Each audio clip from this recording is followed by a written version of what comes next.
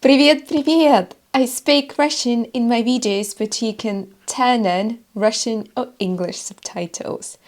Правда ли, что русские пьют на завтрак водку, а по улицам Москвы гуляют медведи? Сегодня мы с вами поговорим о самых популярных стереотипах о России, русской культуре и русских людях. И выясним, что правда, а что вымысел. Прежде чем мы начнем, я хочу сообщить вам о том, что вы можете получить бесплатный, но очень полезный PDF-документ с новыми словами и фразами из сегодняшнего видео. Кроме того, если вы хотите изучать русский язык через истории, учить современную русскую лексику, которую используют на улицах страны, через интересные тексты и тут же практиковать новые слова и фразы в упражнениях, то я буду рада видеть вас среди своих студентов на Patreon. Начнем с самого главного. Первый стереотип – русские всегда пьют водку. Много водки.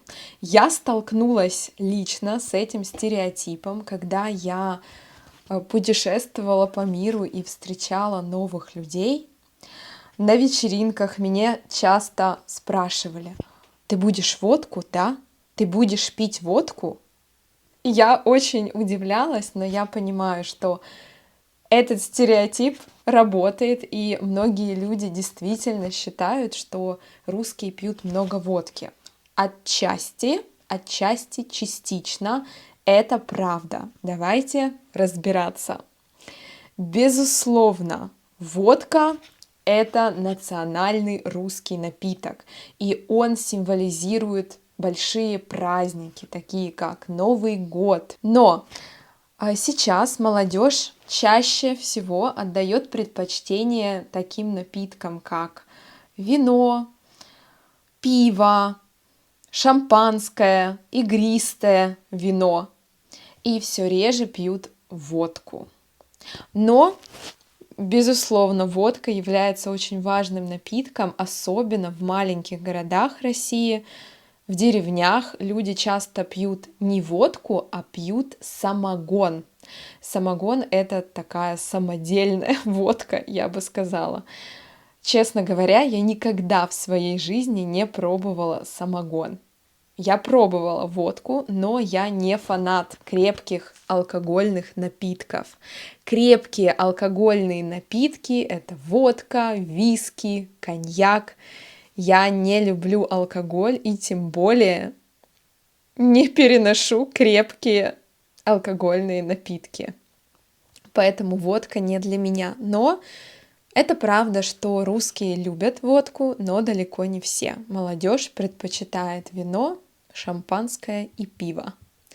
Поэтому частично это правда. Сейчас я вам расскажу интересный факт о народной медицине в России. Если у человека высокая температура, то его нужно обтереть водкой.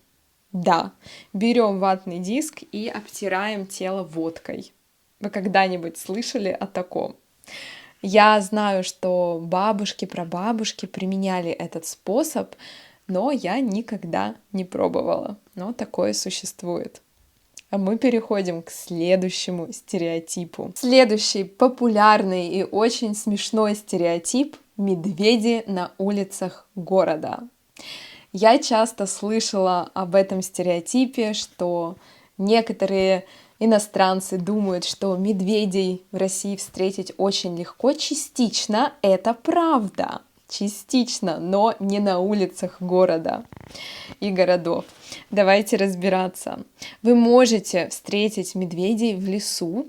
И у меня есть интересная история. Однажды моя бабушка пошла в лес, чтобы собрать малину. И когда она собирала малину, она так увлеклась процессом, что не замечала, что происходило вокруг. Вдруг она услышала шорох листьев. Она подумала, что пришел какой-то незнакомец тоже собирать ягоды.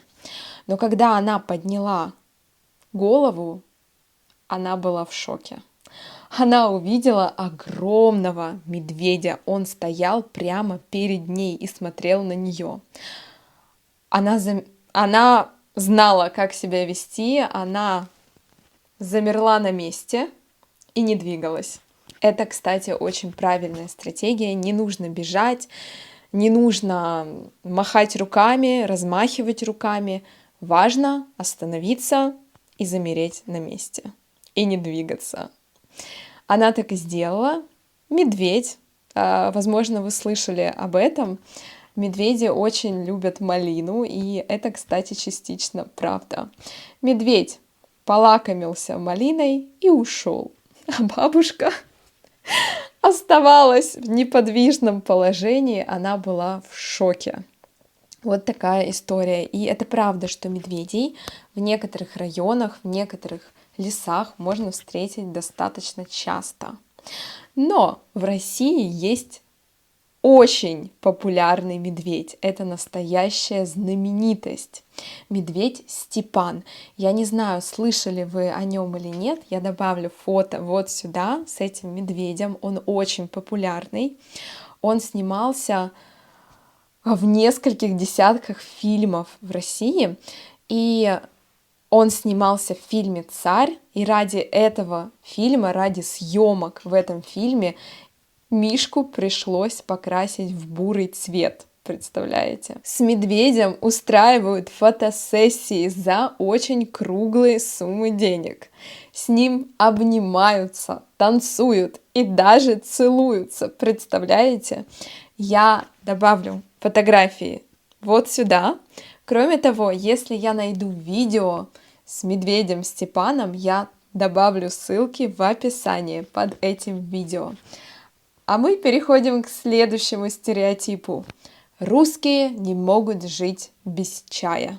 Если вы знаете, как сильно я люблю чай, я часто об этом говорю, то это правда. Давайте разбираться. Не все русские любят чай, но большинство, думаю, да, любят. Во-первых, чай — это не просто напиток. Чай — это целый ритуал.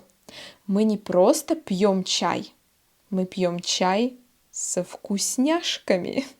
Вкусняшки — это что-то очень вкусное, например, конфеты, печенье, торты. Да, будьте внимательны. Ударение — торты, торты. Поэтому это не просто чай, это настоящее удовольствие, праздник.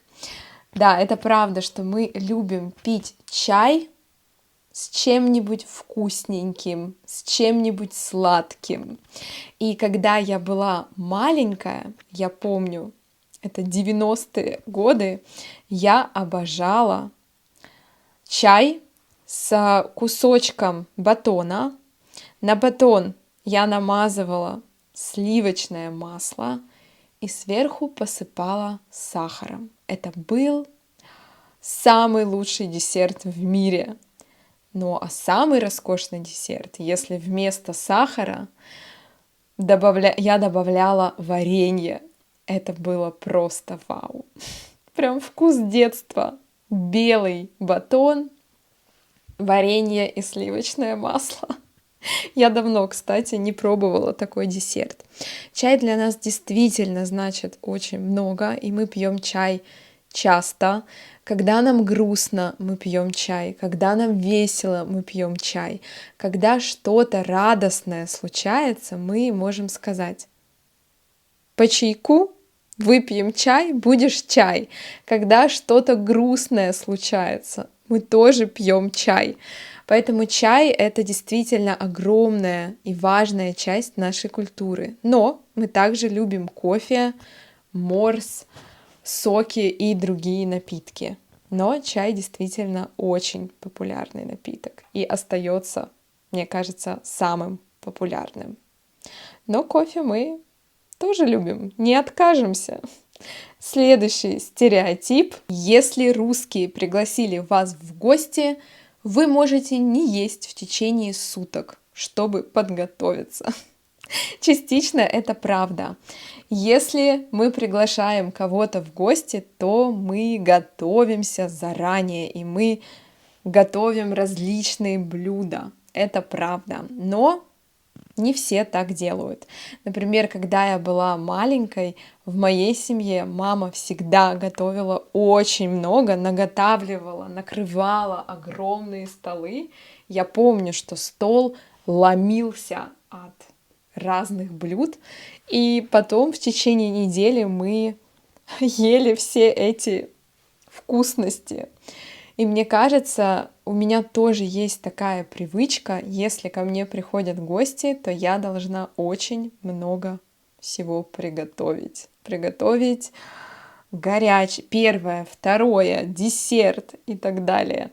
Но сейчас современная молодежь, то, что вижу я, они не так много готовят. Возможно, что-то заказывают из ресторанов, что-то готовят сами, поэтому частично это правда, частично это ложь. Но правда в том, что если вас пригласили в гости, то, скорее всего, вы уйдете оттуда сытым или сытой. Это правда. И последний стереотип на сегодня. Русские очень суеверны. Частично это правда.